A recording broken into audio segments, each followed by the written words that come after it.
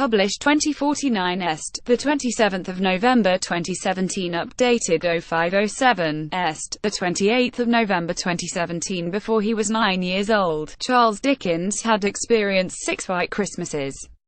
So it's no surprise that the man credited with inventing some of the festive period's best-loved traditions, most famously in A Christmas Carol, did so against a backdrop of snowy landscapes, frosted window panes and frozen lakes.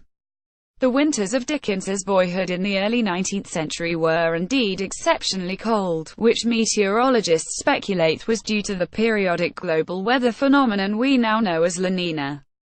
Earlier this month, forecasters said that following an unusually warm October, November's cold weather, some parts of the country had their first snowfall weeks ago, could lead to a La Niña event over the next few months.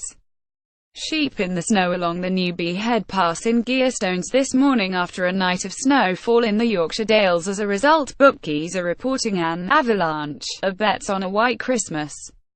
Now, there would appear to be further evidence of the La Niña influence, with some areas of Britain facing up to 4 inches of snow and temperatures as low as 8°C this week as a precursor of a month-long cold snap.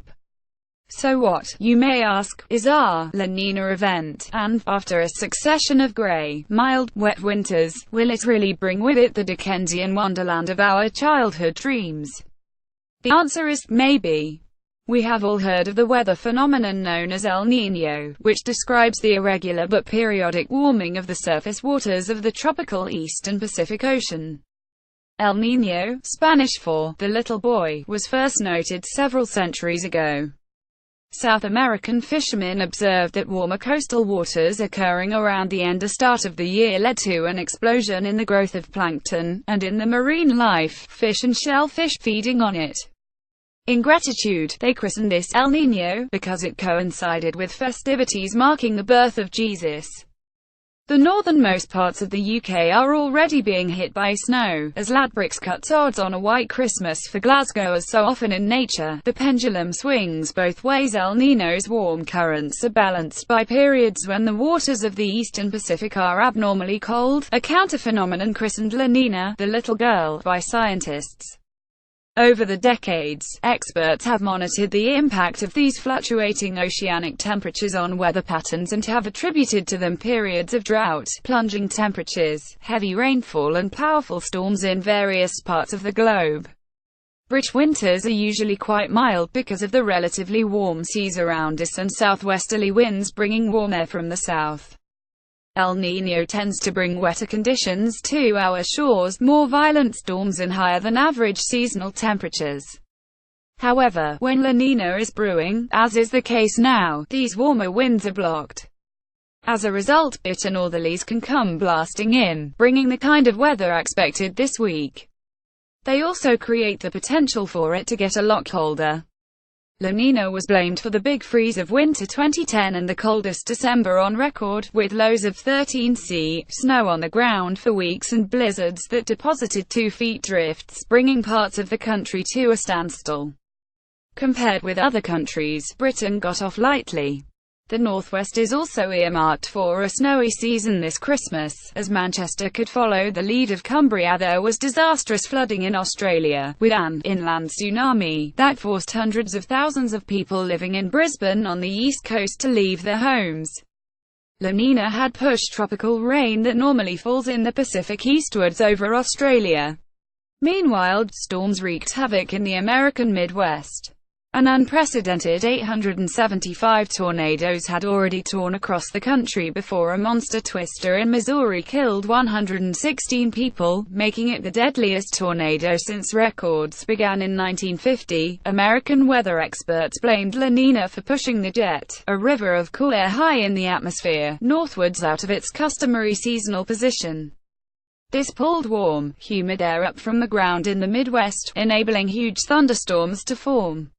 The shifted jet made it unseasonably warm in the northern U.S.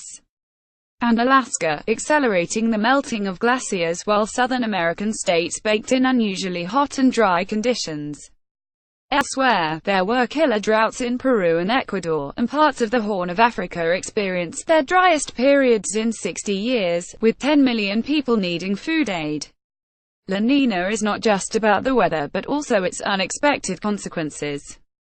The flu can originate in pugs, as well as poultry and birds, rapidly mutating into the form that affects humans most worryingly. It is feared that low winter temperatures may result in the development of a particularly powerful strain of flu virus, or worse, a flu pandemic, that could wreak havoc among the elderly and those of all ages with existing health problems.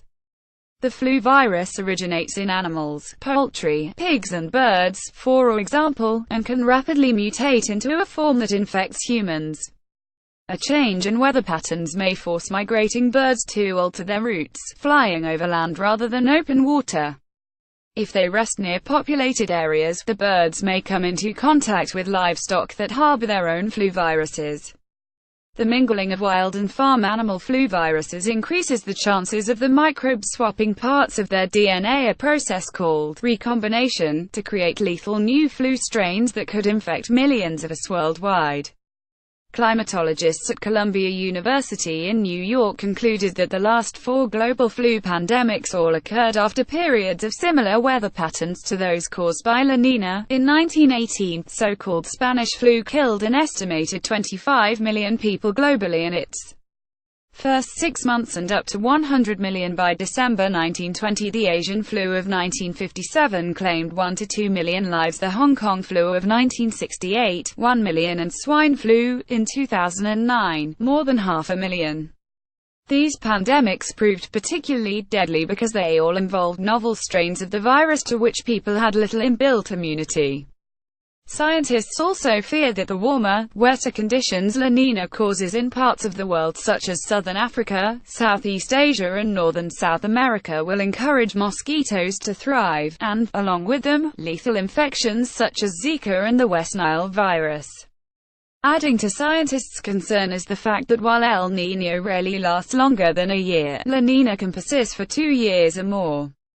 The record is 33 months between 1973 and 1976, when Australia again bore the brunt, with floods hitting coastal areas of Queensland and New South Wales in January 1974. That year remains the wettest in Australian records. Before the flu turns into the form that affects humans, it can originate in livestock including poultry of course. La Niña is not the only driver of our weather. There are competing influences, such as strong winter winds, that will contend with it. These are determined by other factors, too. High-altitude winds in the faraway tropics particularly influence the pattern of high and low-pressure areas in the Atlantic. In turn, these can bring us mild but stormy weather in winter, rather than icy cold snaps. Professor Adam Scaife, at the Met Office, says, La Niña on its own is not enough to make a very skillful forecast, though that may just be a weatherman wary of overcommitting himself in what is still a notoriously inexact science. For their part, bookmakers feel more confident about La Niña's power to affect our lives. Responding to recent forecasts, Ladbrokes has cut the odds on a white Christmas to 21 for Glasgow, 31 for Newcastle, 51 for Manchester and 61 for London. In the meantime, all we can do is turn up the central heating, pull on a thicker jumper and wait to see whether the ice girl cometh.